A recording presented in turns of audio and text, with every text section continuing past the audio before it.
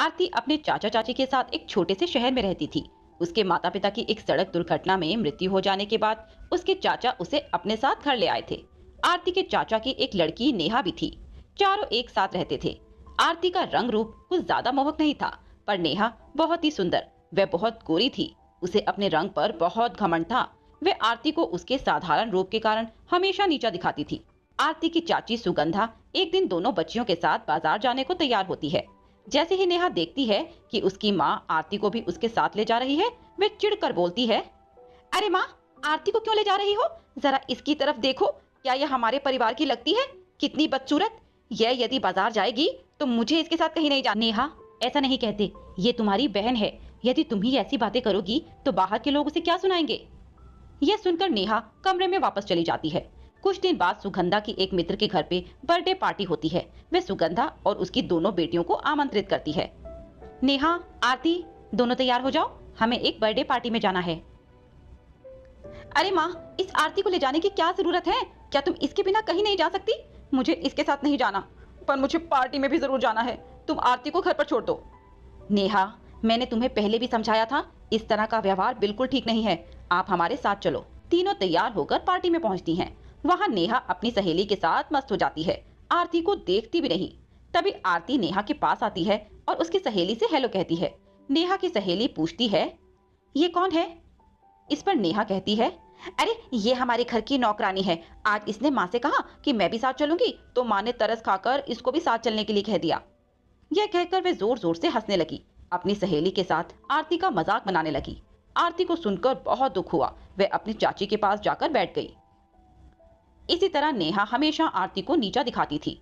आरती को उसकी ये बात बहुत बुरी लगती थी, पर वह चुपचाप सब कुछ सहती रहती थी। एक दिन नेहा घर के सामने वाले पार्क में साइकिल चला रही थी। तभी उसके सामने एक औरत आकर उससे टकरा जाती है। औरत वहीं गिर पड़ती है। उसके सर पर चोट लग जाती है। अरे, क्या तुम्हें दिखता नहीं है? मेरी साइकिल के आगे टकरा गई। इस पर वह औरत कहती है, बेटा, मैं तो किनारे पर खड़ी थी, तुमने साइकिल मुझ पर दे मारी। अरे, एक तो साइकिल के आगे आ गई और झूठ भी बोलती है। ये कहते हुए नेहा चली जाती है। उसे जरा सा भी एहसास नहीं था कि उसकी वजह से किसी को चोट लगी है, तो कम से कम उसकी मदद तो कर दे। घर की छत से यह सब आरती देख लेती है और भागती हुई पार्क में उस औरत के पास आती है। उसे पानी पिलाती है। अरे आंटी, आपको कहीं लगी तो नहीं? लीजिए, ये पानी पी लीजिए। कि क्या मैं आपके घर तक आपको पहुंचा दूं?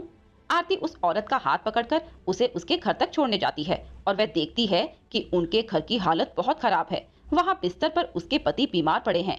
यह देखकर आरती को बहुत दुख होता है। आरती पास के पार्क में उदासी से बैठ जाती है। तभी वहां एक पेड़ से आवाज आती है, आरती आई।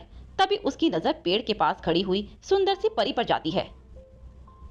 तुम एक बहुत ही अच्छी लड़की हो। तुमने उस औरत की मदद की, इससे मैं बहुत खुश हूँ। मैं तुम्हें एक वरदान देना चाहती हूँ। आरती तुरंत परी से कहती है, अभी मैंने जिस औरत की मदद की, आप उनके दुख दूर कर दीजिए। उनके पति बहुत बीमार हैं, उन्हें ठीक कर दीजिए।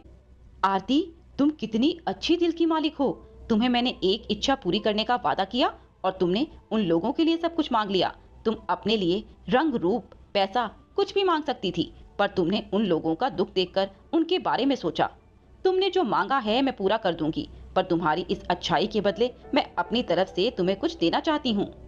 ये कहते हुए परी ने एक क्रीम की डिबिया आरती को दी और कहा कि घर जाकर तुम इसे पानी में मिलाकर नहा लेना। आरती घर पर आकर उस क्रीम से जब नहाती है तो देखती है कि वह बहुत सुंदर हो गई है। यह सब देखकर वह बहुत खुश होती है। नेहा जब आरती को देखती है तो वह हैरान हो जाती है और उससे पूछती है, अरे, ये कैसे हो गया? आरती अपने सीधेपन में नेहा को सब कुछ बता देती है। उसे भी वह क्रीम लगाने को देती है। नेहा झटपट उस क्रीम को लगाकर शीशे के सामने जाती है। वह देखकर चिल्ला देती है, क्योंकि नेहा बहुत ही बदसूरत दिख रही थी। वह रोने लगती है और आरती से कहती है, तुमने जानबूझ के मेरे साथ ये किया है। आरती उसे समझाती है कि ऐसा नहीं है, मैं हमेशा तुम्हारे बारे में सोचती हूँ। तभी अचानक नेहा की पड़ोसन वहां आ जाती है। नेहा को इस रूप में देखकर वह जोर जोर से हंसने लगती है और उसका मजाक बनाती है। आंटी, आप मेरी बहन का मजाक नहीं बना सकती, आप यहाँ से चली जाइए। नेहा यह सुनकर बहुत शर्मिंदा होती है और सोचती है कि मैं तो कितना मजाक बनाती थी और यह इतना होने के बाद भी मेरे साथ खड़ी है। इन दोनों बहनों को देखकर परी वहां आती है और नेहा से कहती है, नेहा, सुंदर या काला गोरा होने से कोई फर्क नहीं पड़ता। इंसान का दिल सुंदर होना चाहिए। वही इंसान सबसे सुंदर है जिसका दिल सुंदर है। मैंने तुम्हारा रूप इसीलिए ऐसा किया ताकि तुम्हें इस बात की समझ आ सके। ये कहते हुए परी नेहा को ऐसा ही बना देती है। अब दोनों बहनें ये बात समझ जाती हैं और प्यार से रहने लगती हैं।